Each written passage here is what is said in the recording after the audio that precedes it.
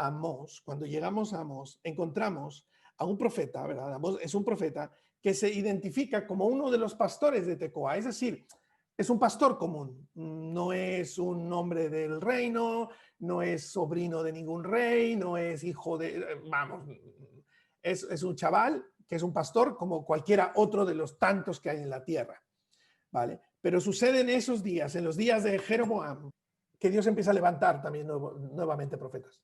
¿Y qué sucede?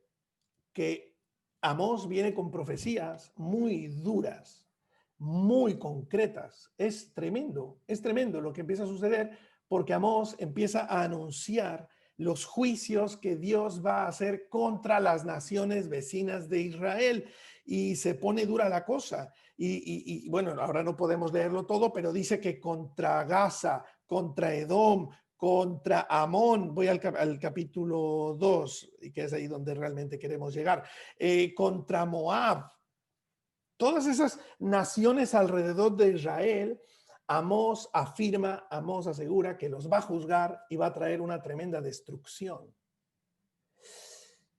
Y yo creo que hasta ese momento todos los de Judá y todos los de Israel en general estaban súper contentos. O sea, pues qué bueno que Dios va a destruir a nuestros enemigos. Ya, pero en el capítulo 2, versículo 4, y vamos a leer a partir del 4 hasta el 6, dice, así ha dicho Jehová, por 3 pecados de Judá y por el cuarto no revocaré su castigo, porque menospreciaron la ley de Dios y no guardaron sus ordenanzas. Les hicieron errar en sus mentiras, en pos de los cuales anduvieron sus padres. Prenderé por tanto fuego en Judá, el cual consumirá los palacios de Jerusalén. Ay, quiere decir que el juicio no solo era para las naciones de alrededor, también había un juicio para la casa de Dios. Ay, eso asusta, queridos. Pero no se queda ahí la cosa, sino que avanza en el versículo 6 y dice, así dice el Señor, por 3 pecados de Israel y por el cuarto no revocaré su castigo. Mirad cómo es una idea que cada vez que va juzgando a un pueblo, ¿no? En este profeta dice por 3 pecados y aún por un cuarto. Es decir, no significa que sean exactamente 4 pecados los que Dios ve, sino que hay un montón de pecados y es una manera poética de hablar, ¿verdad? Es como decir 100 y pico, ¿sabes? Un número allí indefinido, n número de pecados, un montón, todos los pecados. Sin embargo, cuando empieza a hablar de Jerusalén, de Israel en este punto, sí que encuentro, fíjate lo que te digo, una lista a la que quiero hacer referencia rápidamente. El versículo 6. Por 3 pecados de Israel y por el cuarto no revocaré su castigo. Y mirad, por favor, mirad. Porque vendieron por dinero al justo y al pobre por un par de zapatos. Pisotean en el polvo de la tierra las cabezas de los desvalidos y tuercen el camino de los humildes. Ay, queridos, mientras leo esto, de verdad que mi corazón se toca, porque realmente de lo que Dios está hablando, el primer pecado que Dios reprocha a Israel es, has abandonado la justicia. El pecado que Dios reprocha a Israel, has abandonado la justicia. Es decir, mirad cómo lo dice de una manera tan dura, tan potente. Has vendido por dinero al justo y al pobre por un par de zapatos. Pisoteas en el polvo de la tierra las cabezas de los desvalidos y tuerces el camino de los humildes. Todo esto lo puedo resumir en esta frase. Has abandonado la justicia. Has abandonado la justicia, ¿no? Es decir, queridos, cuando hablamos de justicia, no solo hablamos de que Dios nos ha hecho justos a nosotros, sino hablamos de que el hecho de ser justos tiene que llevarnos a distribuir justicia en la sociedad, en el mundo que nos rodea. ¿Y sabéis qué pasa? Que a lo mejor nosotros no aplastamos a ningún pobre ni le pisoteamos la cabeza a nadie. Alguien puede decir, ay, no, eso no tiene nada que ver conmigo. Yo en mi casita, tranquilito, no me meto con nadie, no le hago mal a nadie. Al contrario, otros son los malvados, chismosos. Yo, mira, calladito, me veo más bonito. Ya, pero ¿sabes qué pasa? Que la justicia es una cosa que se abandona. Es decir, puede ser que tú no hagas nada malo, pero si tampoco hago nada a favor de la justicia, también la estoy abandonando. ¿Cuántos muertos está habiendo en el Mediterráneo? Para poner un ejemplo muy cercano, en el Mediterráneo, gente que está buscando un futuro mejor, gente que está buscando una vida mejor, y nosotros lo vemos en las noticias y pues, básicamente nos pasa inadvertido todo esto, porque no son nuestra familia, no son nuestra gente, no vemos nada importante en ello, no es trascendente para nosotros. ¿Cuánta gente durmiendo en los cajeros automáticos de los bancos? ¿Cuánta gente sufriendo? ¿Cuánta pobreza? ¿Cuánto dolor? ¿Cuánta gente enferma que necesita una visita, un abrazo, un saludo? ¿Cuánta gente pobre que no tiene algo que llevarse a la boca? Y Israel, el pueblo de Dios, contento en su comodidad. El primer gran pecado que tengo es que he abandonado la justicia. Y cuando digo que lo tengo yo, es que lo tengo yo. Pero seguramente lo tenemos todos como pueblo de Dios. Que hemos abandonado la justicia, que estamos tan abocados en nuestra vida y en nuestra comodidad y en nuestra autosuperación, que se nos olvida que hay un montón de gente sufriendo. Sí, el pobre, el desvalido, el humilde, el enfermo, el triste. Y nosotros estamos, me encanta esa frase que dice que cambiamos al pobre por un par de zapatos. Oye, eso es increíble, ¿no? ¿Cómo es eso de cambiar al pobre por un par de zapatos? La verdad es que tiene su propia interpretación cultural, su propio contexto y su interpretación cultural, pero permitidme traerlo para que lo entendamos. Es decir, en lugar de yo ayudar a un pobre, ayudar a alguien que de verdad no tiene nada que comer, pues en lugar de eso, digo, oye, pero a mí me hacen falta otros zapatos. ¿Sabes lo que te digo? O sea, ya tengo 25 zapatos y digo, ay, no me voy a comprar otros porque de los que tengo ninguno me combina con justo esta camiseta que llevo. Necesito esos zapatos. Entonces cambio al pobre por unos zapatos. Cambio al humilde por un vestido nuevo. Cambio a la gente por las cosas. He abandonado la justicia. Si seguimos leyendo, dice el hijo y su padre, esto es muy interesante, esto es durísimo, ¿eh? Dice el hijo y su padre, ¿lo veis? ¿Cómo lo pone ahí? Si queréis leerlo vosotros mismos, porque madre mía, es fuerte. Dice el hijo y su padre se llegan a la misma joven, o sea, se acuestan con la misma mujer, el padre y el hijo, se acuestan con la misma mujer. Pero hay algo increíble, dice, profanando mi santo nombre. Queridos, tenemos que, cuando nos asomamos a la Biblia, tenemos que hacernos muchas preguntas, ¿no? ¿Por qué? ¿Qué tiene que ver con que un hijo y un padre se acuesten con la misma mujer, la misma chica, a que se profane el nombre de Dios? Que no tiene mucho sentido. Lo que pasa, queridos, es que la sexualidad en la Biblia, y esto es algo, os lo doy como dato para que vosotros le deis una vuelta, lo corroboréis, ¿vale? Ahondéis en ello porque es fascinante. La sexualidad en la Biblia es quizás la analogía más clara de lo que es la espiritualidad. Quizás esto no lo habéis escuchado, quizás esto no os había pasado por la mente, porque claro, como tenemos un poquito así los mundos espiritual y mundano separados, pues como que vemos cosas profanas que no las juntamos con lo espiritual, pero al final Dios lo hizo todo y Dios lo hizo todo bueno y sabéis, nos dio la sexualidad para vivirlo de tal manera que eso nos revelara cómo funciona la espiritualidad. Al final, tanto una cosa como la otra, y aquí lo voy a poner, es intimidad. O sea, porque sexualidad no es otra cosa que intimidad. Y espiritualidad también es intimidad. Entonces, por eso he puesto aquí como segundo gran pecado, como mi segundo gran pecado, la intimidad pervertida. Qué curioso, ¿verdad? Que cuando Dios quiere hacer un pacto con su pueblo, en este caso con Abraham, a partir de Abraham, lo que le ordena es que todos los chicos se circunciden. O sea, que cojan el pene del niño recién nacido con 8 días y hagan ese corte del prepucio y lo circunciden. Y dices, ¿por qué? ¿Cómo es posible que salga aquí esta figura tan rara y que esto tenga que ver con el pacto con Dios?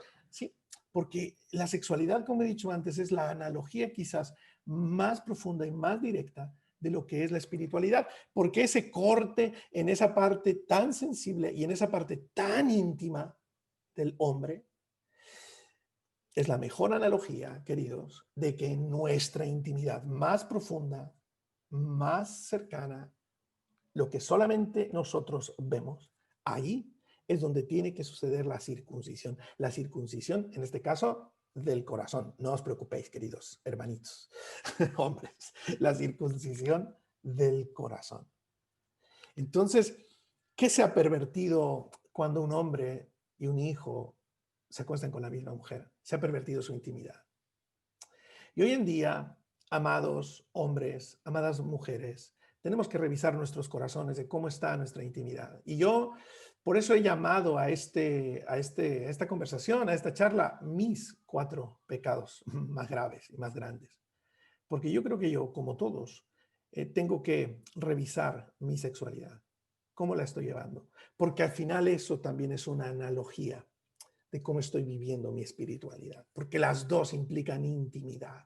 Es increíble que el apóstol Pablo es el que nos ayuda a concluir esto, porque allí en Efesios, ¿verdad? Dice, maridos, amad a vuestras mujeres. ¿Cómo? Como Cristo ama a la iglesia.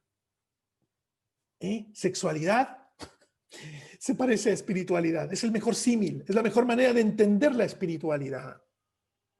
Hay una parte que también el apóstol Pablo enseña y dice que en todos sea honroso el matrimonio, ¿verdad? El matrimonio es honroso en todos, dice, y el lecho sin mancilla, que sería esta intimidad pervertida. Pero es curioso porque la palabra griega que está escrita ahí es la palabra coito.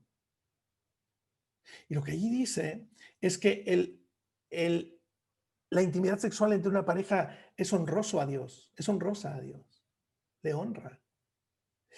Y es ahí donde tenemos que revisarnos dónde está nuestro corazón, dónde están nuestros hábitos, dónde están nuestros ojos, dónde está nuestro día a día, a qué estamos prestando más atención, dónde está nuestra sexualidad.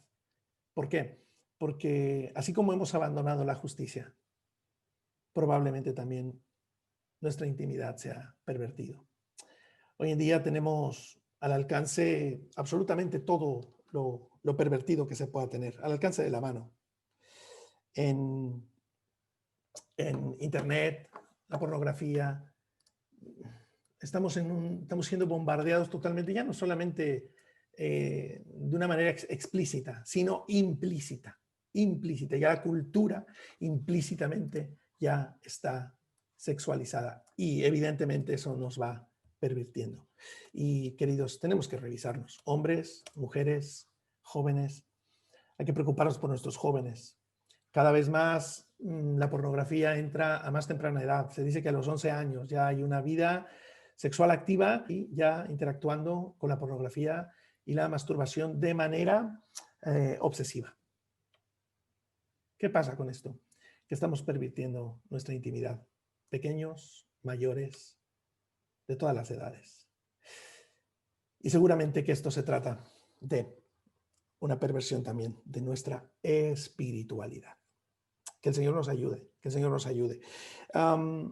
Sí, quiero seguir leyendo. Vamos al tercer punto, porque luego dice lo siguiente. Fíjate, versículo 8.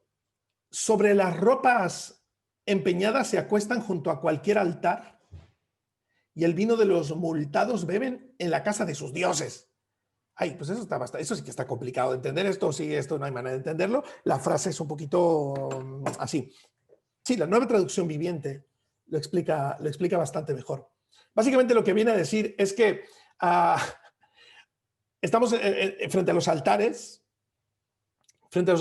vestidos como de gala, como si eso fuera lo importante, como si eso es lo que tuviera sentido.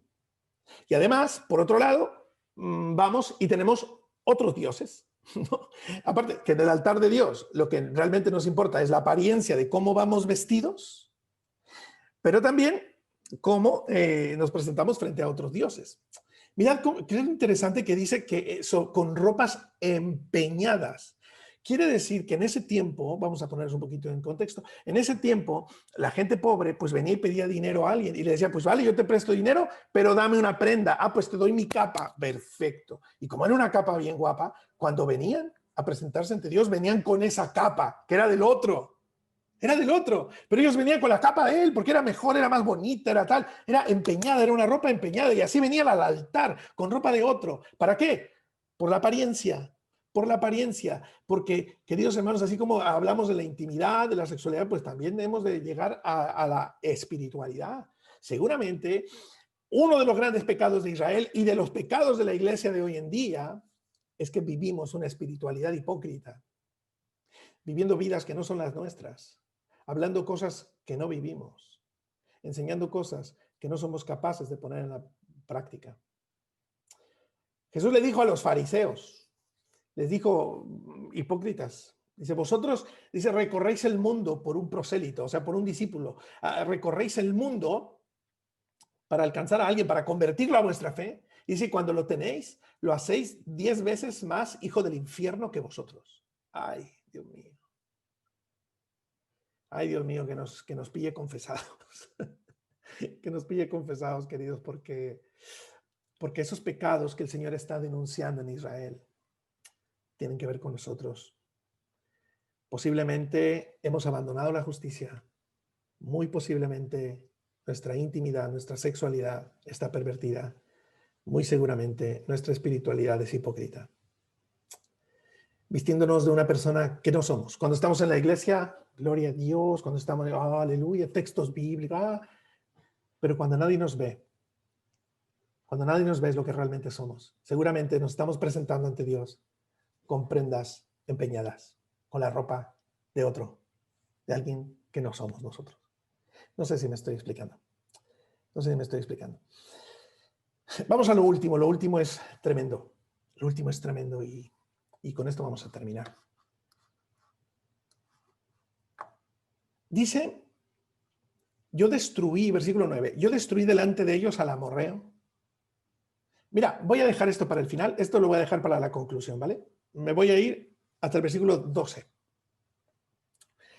Dice, mas vosotros, cuarto pecado, mas vosotros disteis de beber vino a los nazareos y a los profetas mandasteis diciendo, no profeticéis. Wow.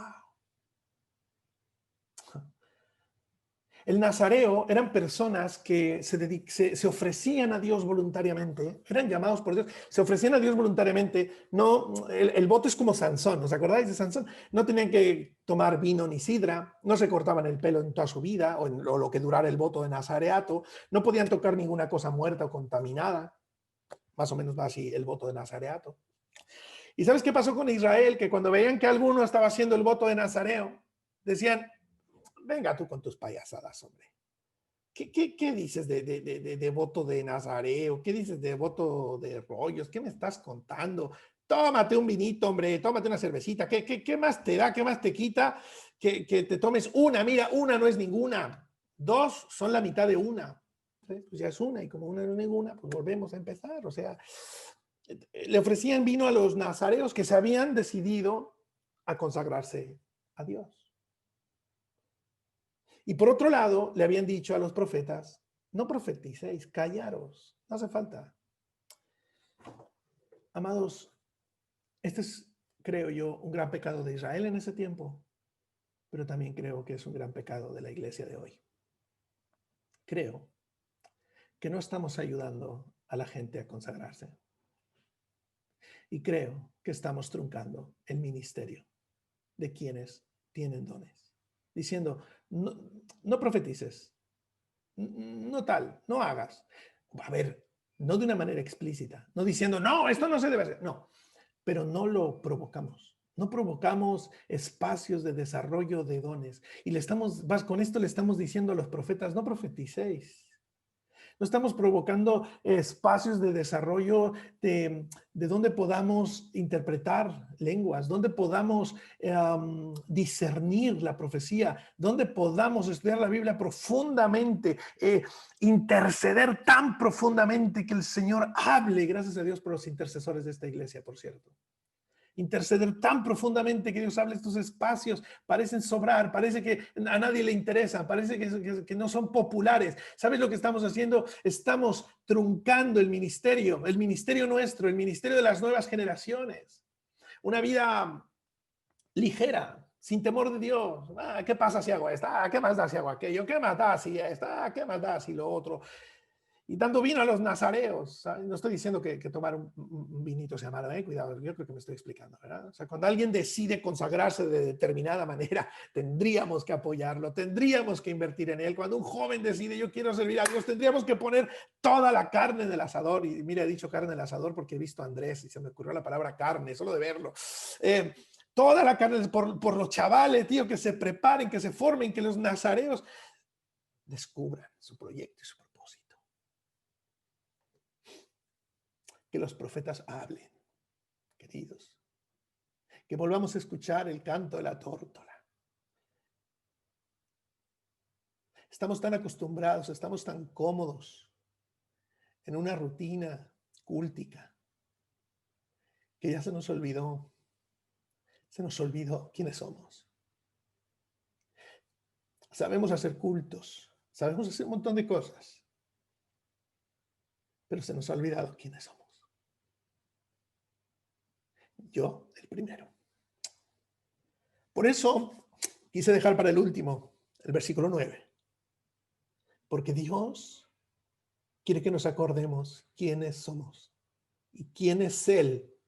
Para nosotros dice, yo destruí delante de ellos al amorreo, cuya altura era como la altura de los cedros, fuerte como la encina. Destruí el fruto arriba y las raíces abajo. Y a vosotros os hice subir de la tierra de Egipto. Os conduje por el desierto 40 años para que entraseis en posesión de la tierra del amorreo. Levanté a vuestros hijos como profetas, de vuestros jóvenes para que fuesen nazareos. ¿No es esto así, hijos de Israel? Amados, yo os pregunto, usando esta pregunta divina, ¿no es esto así? ¿No es Dios que nos salvó de la muerte? ¿No es Él que nos sacó de Egipto, de nuestros pecados, de nuestros errores, de nuestra vana manera de vivir? ¿No es Él que nos trajo a la vida? ¿Y qué hacemos con eso ahora? Estamos cómodos. Estamos viendo morir un mundo a nuestro alrededor y estamos comodísimos. Somos indolentes, no nos duele nada. Enganchados a toda clase de series televisivas. Y vuelvo a repetir, yo el primero, no estoy señalando a nadie. Nuestros tiempos de oración, nuestras vidas proféticas, nuestros dones abandonados. Sin ayudar a nadie a desarrollarse. ¿No es esto así? Tremenda pregunta del Señor. ¿No es esto así? Sí, Señor, es así. Es así. Yo no sé cuántos quisierais hacer una oración. Vamos a orar allí en nuestras casitas. Si tú ves que esto es así, pues reconócelo. Y oremos. No hace falta darse golpes de pecho. Hace falta tomar decisiones. Y el llamado que Dios nos hace, fíjate lo que te digo, no es un llamado moralista.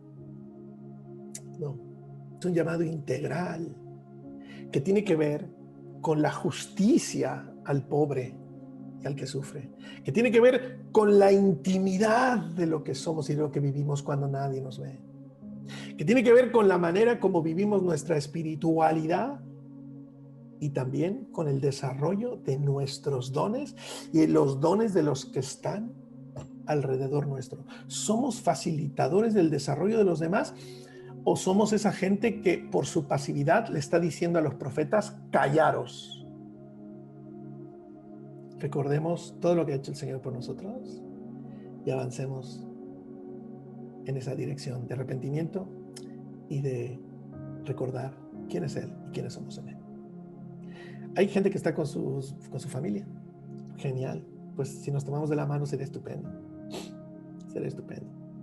Señor, eres buenísimo. Sí, Señor, es así.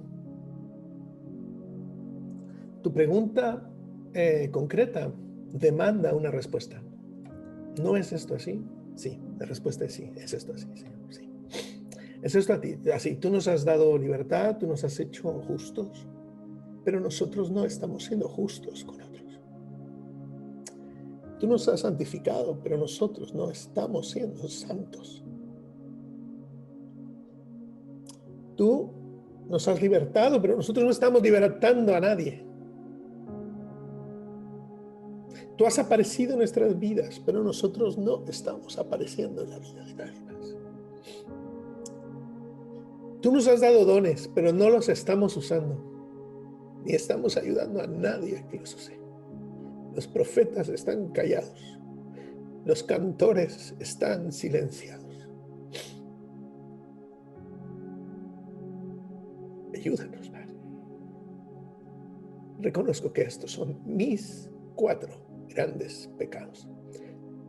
Los 4 grandes pecados de la Iglesia Universal hoy y los 4 grandes pecados que denunciaste al pueblo de Israel en los tiempos de Amos.